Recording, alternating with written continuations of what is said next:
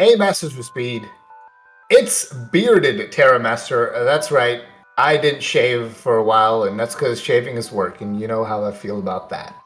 But that's not why we're here today, is to talk about how much I hate work. We're here to talk about how much I love card games. Speaking of card games, there was a big card game event last weekend. That was a good transition. You see Nice. that? Very nice. Called the Remote Duel Extravaganza, which means anyone, anywhere in North America, except for the people who also use North American addresses, not pointing at anyone in particular, can play and don't have to travel anywhere. We're going to focus, obviously, on the speed duel aspects of it, specifically the three big events, and that is the Giant Card tournaments on Friday and Saturday, Attack of the Giant Card, and the main event on Sunday. That's right. And before we do that, I do think it is worth noting real quick that the whole weekend they were running the side events, the Winamats, 8-player single elim events. Winner gets a mat.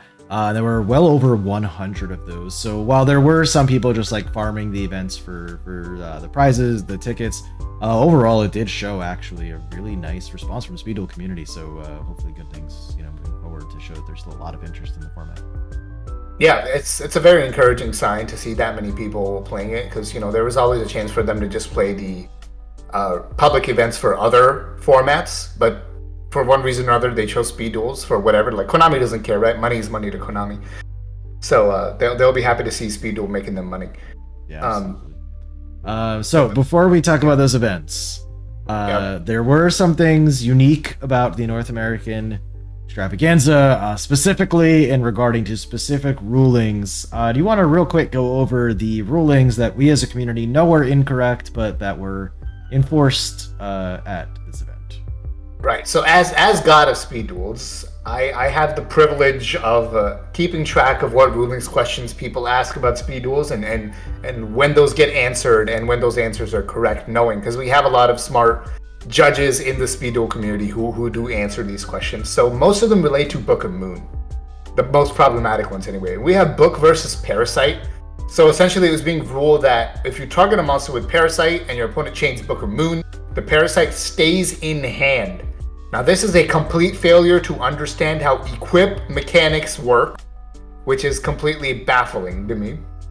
Yeah, and again, just to be clear, when you try to equip and then the attempted equip loses its target, that equip goes to the grave. Exactly. We know this, and yeah, for some reason, it was wrong. Yeah, for some reason, the judges at the Extravaganza didn't know this. Anyway, we also had Book versus Soul Exchange, as if, Soul Exchange needed a buff, in that if you book on resolution of Soul Exchange, the Soul Exchange effect does not go away. As in the correct ruling, a lingering effect when a monster is flipped face down should reset. As one of the first things you learn when you're playing Yu-Gi-Oh! Is if a monster goes from face up to face down, all lingering effects no longer apply. However, this is apparently something that these judges did not learn. Yep, so, and that also, the same thing applied to Nightmare Wheel, because again, Nightmare Wheel applies to lingering effects, but that doesn't go away either. So those were all in effect for the Extravaganza. This did give a small buff to Moth, which is good because Moth has really been struggling as a deck, really needed some help. Anyway, it's not a huge buff to Moth because all you have to do at that point is wait for the resolution of Parasite, then book, except now you just hope that they don't have a Moth in hand to summon off of the Parasite's effect going from the field to the grave. But if they don't have a Moth in hand, it's functionally the same, so it's not a huge deal. Definitely a bigger buff, though, however, to Spellproof Armor, which was already running Soul Exchange, as they're out to big monsters, as now there is no way of countering that card. And, of course, a big buff to Burn, because there's a huge difference of, I book my monsters, now your Nightmare Wheel does nothing, but is still stuck, just, freezing a zone, and your Spell and Trap is now being used for nothing. Versus I have no way of stopping Nightmare Wheel other than trying to get the monster off the field, which actually most decks don't have a great way of getting rid of their own monster. And I do want to note that Moth decks did start playing Nightmare Wheel because of this ruling as well. Yes. Yeah, that's actually a really good point. Moth does not normally play Nightmare Wheel, but with this ruling they started. What's up? There were also some one-off rulings. Yeah. Like those were the three main ones that were consistently applied through the whole tournament that were just wrong. But there were also some one-off incorrect rulings that like individual judges got wrong. Like Dragoon not having to destroy a monster to inflict burn damage, like not having to successfully destroy a monster. Right. Ancient Gear Beast not negating, a flip effect monster like Old Vindicated Magician. And then something interesting happened during one of your matches. Yeah, I had 3 back row. I activated Zoma. So now I have 2 back row, and then I set the 3rd spell and trap, and my judge actually stopped my match to double check to see if Zoma is blocking a spell and trap zone, which it hasn't done for quite some time now. We had to wait for like 5 minutes for him to come back in and agree that, okay, yeah, it's following TCG rulings, so it's not blocking the zone. So that was cool. I believe the ruling for Zoma or trap monster has been around for over a year now. So yes, very, very up to date there. Now, again, as you said, it is worth noting, these were just one-offs. These were not official rulings. They were obviously incorrect. It was just that individual judge not knowing what was going on. With that said, I want to make the same kind of public service announcement that I made in the SDL Discord, which is if a judge comes into your match and rules something incorrectly and you know it's wrong, such as Ancient Gear Beast not negating a flip effect monster for some reason, do not just accept that. Ask to appeal to the head judge. You do not have to just sit there and accept one judge clearly not knowing what they're talking about. Appeal that ruling, get it ruled correctly. Don't just come into Discord afterwards and start complaining about how you lost your match because of a bad rulings call. You have that right. Use that right. Appeal those rulings. Anyway, that's it for rulings. Let's move on. As we mentioned, these rulings, well, sort of, because these rulings did affect a few decks. So we're going to talk about the decks next. We'll talk about kind of what decks did well in the event. But just remember, Moth had a small buff, Spellproof and Burn had a big buff, and the Nightmare Wheel actually kind of buffed Moth a little bit too, because now they can play that card more effectively. So realize those results are going to be slightly colored by those rulings that are in place. It's also worth noting this is not just a random judge decided, because we actually, Kursev, our teammate, also decided to follow up the head judge after the event, and apparently they were instructed by Konami of North America that this is the way that those rulings should go with Book of Moon. That does not necessarily mean it's correct, because that is not, Konami of Japan or Konami of Europe even, it's just North American Konami, but they were instructed that they are to rule it that way, so just be aware of that as we go on. With that said, Terramaster, take it away. Let's talk about some results. What decks were doing well this weekend? All right, so we have Friday's Attack of the Giant card. Now, Attack of the Giant card are single elimination events, so make of that what you will. But Attack of the Giant card, we are going to tell you the top 4 because it's a single elimination event. I think this one had 42 total players. Right. We had a Burn deck, 2 Moth decks, and a Cyber Angel deck in top 4. So the Cyber Angel slipped in there. That is Ninjetti Ursus, so a very good player who can obviously take a deck higher than most other players can, including myself. And then you have the Burn and 2x Moth, which makes sense as rulings being wrong or not. Those are 2 of the strongest decks in the format. Yep. And you'll see this trend continue as we move on to Saturday's Attack of the Giant card. Again, single elim, we had 2 Burn, 1 Cyber Angels again, and then 1 Fluke deck, which was actually a Dragoon Turbo, but it's a complete fluke because this Saturday Saturday Attack of the Giant card actually had the fewer players than the Friday one. I think it had 31 or something like that, but 30, like significantly less, like 10 less players, okay? So 1 deck slipping in there that's not actually like, okay, take this with a grain of salt, like honestly. But, it's still 2 out of 4 Burn. The Cyber Angels, it's again, Cursive, who practice with the deck a lot. So I don't know how much you want to gain from that. Like, Cyber Angels obviously showed it's okay, but, Moth and Burn still dominated, as will be finally proven by the main event results, if you want to go into those. Yeah, sure. So main event was on Sunday. Main event is typically where you're going to find your most competitive event. It was Swiss, not single elim. It also costs $2 more to enter, 15 versus 13. But yeah, it's typically your most competitive event. And there, So we know 7 out of the 8 decks that made top 8. These lists are not published. Really, you just follow up with the players and try to get their list. There's one player that we were not able to get a list from. Everyone else we know. The 7 that we know, 4 of them, that's right, 4 were Moth. 1 Burn, 1 Cyber Angels, that was back to being Ursa's again, and 1 Union deck, which is arguably almost a little fluky too, because Unions have not been doing well this meta at all, but credit to the player that got it there. But yeah, so when at least half of the top 8 was Moth, or maybe more, depending what that last deck was, Burn still got in there. Yeah, we're seeing a trend here. Burn not only got in there, Burn managed to take that to first place. That's right. That's right. Thought that needed to be pointed out. No, that is a very relevant point, yeah. So overall, out of the 15 decks that we know from these events, 6 out of 15 were Moth, 4 out of 15 were Burn, so combined it's around a 67%, if I can trust Terran Master's math, of the top cuts that were taken up by those decks. It is also worth calling out that while you'll notice Spellproof Armor was not anywhere to be found in those top cuts, it was actually doing quite well in the side events, the Winamats.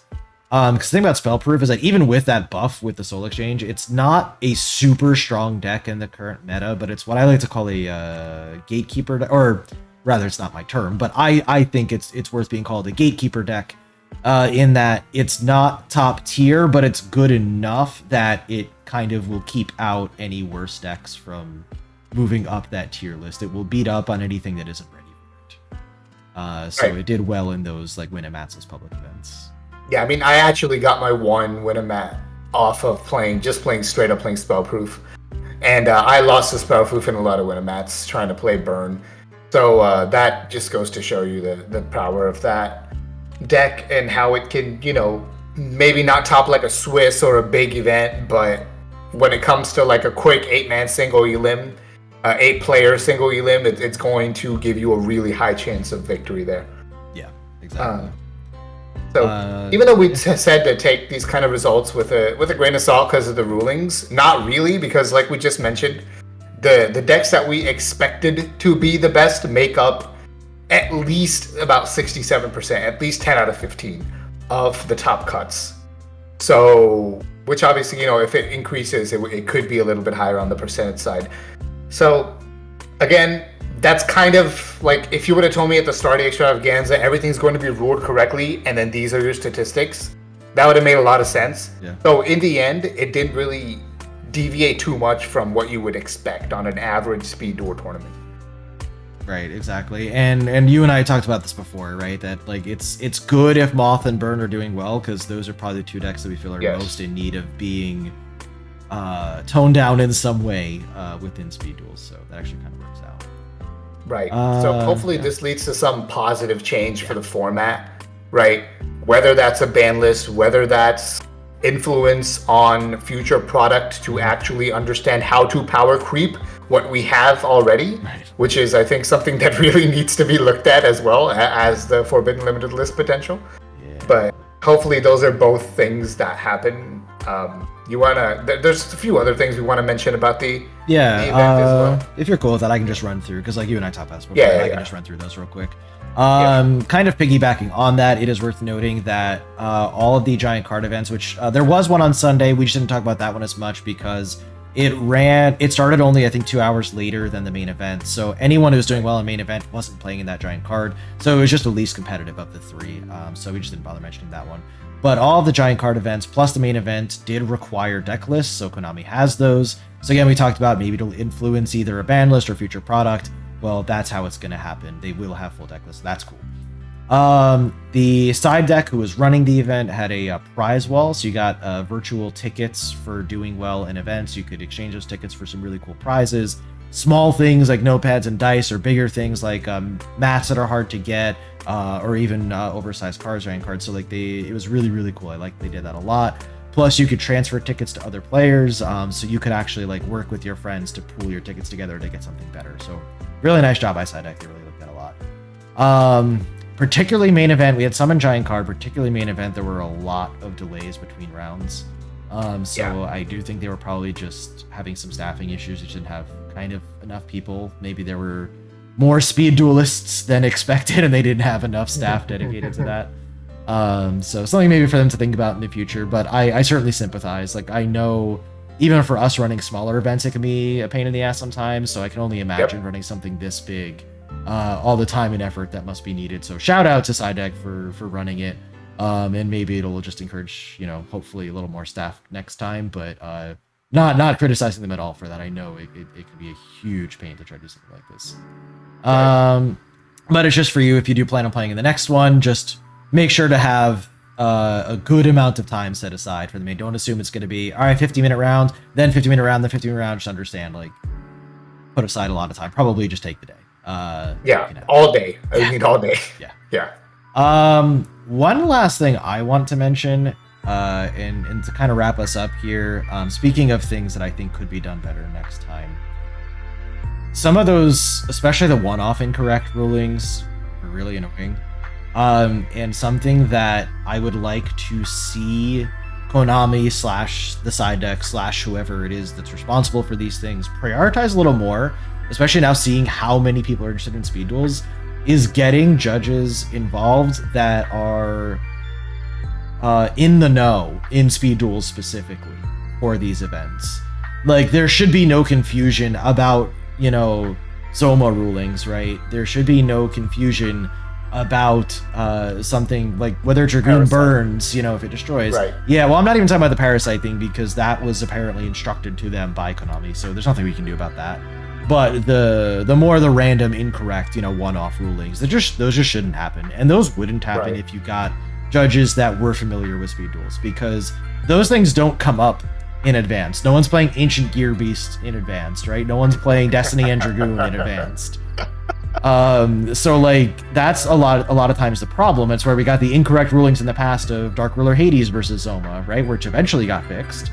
But for a while that was being ruled incorrectly just because that never comes up in advanced. So they just weren't familiar with it. So I would really love to see judges that are much more involved with speed duels, and specifically with the speed duel community, that are used to these speed duel rulings. So at least the ones they have the power to rule correctly, they're going to get right every time. So I would love to see that moving forward, and hopefully seeing how much interest there is in speed duels will encourage them to go that route moving forward.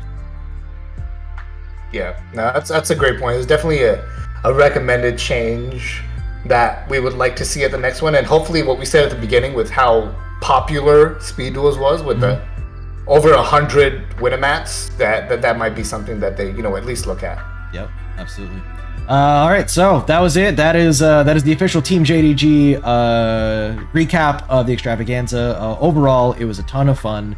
It was a well-run event. Again, doing something like this, particularly as a remote event, is incredibly difficult. So again, shout out to the side deck and all of the staff that helped to run the event. They really, overall, while we did have our complaints here and there, overall they did a great job with it.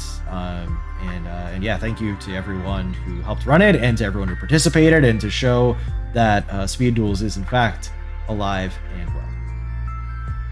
Yeah, Speed Duels is kicking ass, but that's all we got. So until next time, look forward to midterms, but we'll see you well before then. We'll see you very soon. That's true. But yeah, Terra Master and Justice, we out.